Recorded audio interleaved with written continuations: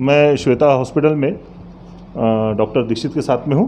Doctor साहब, अभी social media पे एक वीडियो वायरल हो रहा है जिसे आम आदमी पार्टी के और कुछ कांग्रेस कार्यकर्ताओं ने बनाया है, जिसमें आपके खिलाफ में ये बताया जा रहा है कि आप बिल नहीं दे रहे थे और उसके बगैर बॉडी नहीं दे रहे थे। आपका क्या बोलना है? ये सरासर गलत है कि हमने बिल के लिए बॉडी रोका है। हमें बॉडी कोरोना वार्ड में रहने की वजह से पेशेंट के रिलेटिव यहाँ पे नहीं रहते हैं।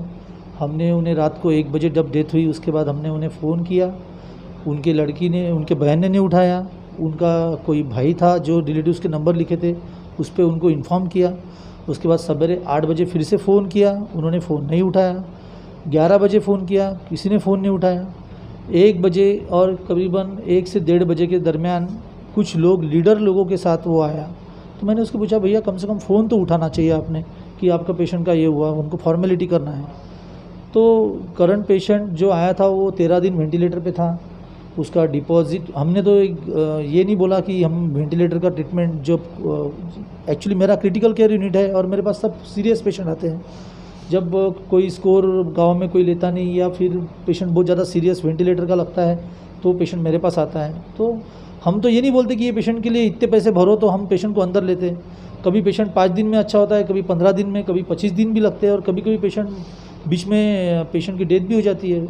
जो प्रोटोकॉल के हिसाब से ट्रीटमेंट है वो हम करते हैं। डॉक्टर साहब, मगर आप उसमें बोलते ही दिखाई दे रहे हैं कि बिल देने के लिए 1 लाख रुपए मुझे एक्स्ट्रा लगेंगे।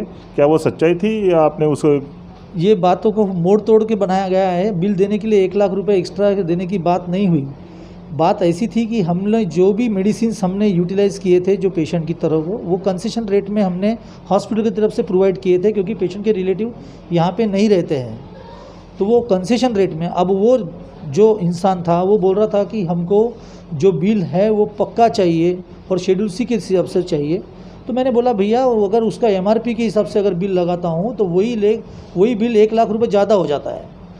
पर शेड्यूल सी में ये लिखा है कि ये चीज़ों के इतने चार्जेस लेना चाहिए।